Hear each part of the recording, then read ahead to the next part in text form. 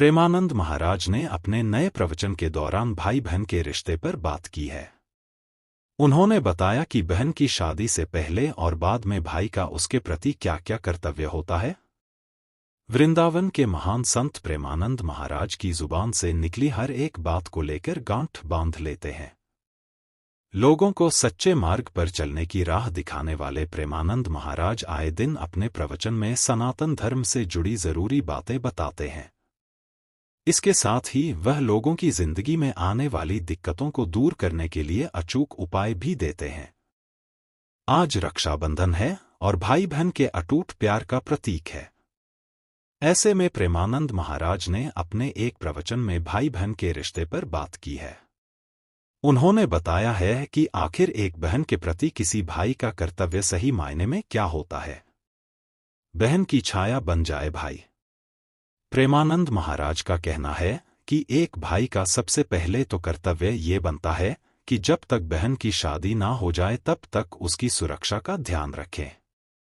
आगे उन्होंने कहा कि भाई को बहन की ऐसी छाया बन जानी चाहिए जो कि उसका साथ कभी ना छोड़े। चाहे बहन घर में हो या घर के बाहर, उसे असुरक्षा की भावना कभी नहीं होनी चाहिए।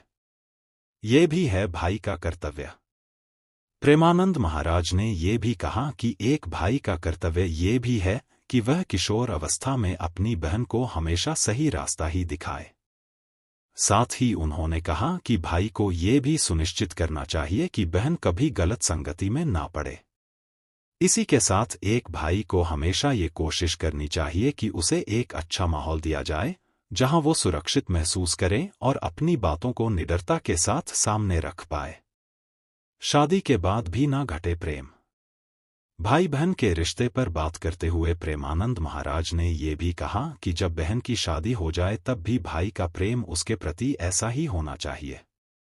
समय समय पर उससे मिलने जाने से लेकर उसके लिए तोहफे लेकर जाने जैसी बातें भी प्रेमानंद महाराज ने कही। प्रेमानंद महाराज ने ये भी कहा कि अगर भाई बहुत बिजी भी है तो भी उसे समय निकालकर बहन के घर जाकर उसका हालचाल पूछना चाहिए और उसके हर सुख दुख में शामिल होना चाहिए।